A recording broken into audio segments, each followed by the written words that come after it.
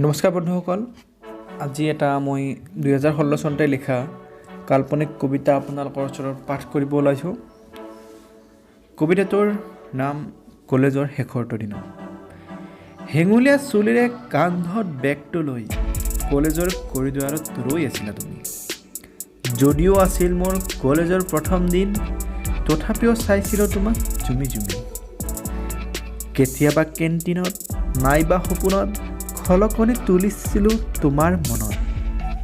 বাইকৰ পাৰ্কিঙত বন্ধুৰ সতে হাঁহি আমনি কৰিছিলোঁ তোমাক মৰমী বুলি জোকাই।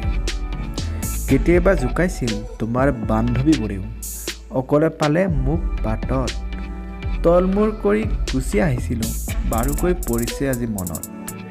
কলেজৰ ফাংচনত তোমাৰ পিছফালে কিৰিলি পাৰিছিলোঁ আমি, ভিৰৰ মাজতো জুমি জুমি চাই গলৰ বিষ উঠাইছিলা তুমি। এনেকৈয়ে পাৰ হ'ল 3 বছৰ, মাতিম বুলি থাকি গ'ল মনত। জুমি জুমি চাই আছোঁ, কিজানিবা দেখা পাওঁ কলেজৰ শেষৰটো দিনত। গতিকে বন্ধুসকল, ধন্যবাদ। আজিলৈ ইমানেই। যদি ভাল লাগিছে লাইক আৰু কমেণ্ট কৰিব নাপাহৰিব। আগলৈ এনেকুৱা কবিতা আনিবলৈ চেষ্টা কৰিম যদি আপোনালোকে ভাল পায়।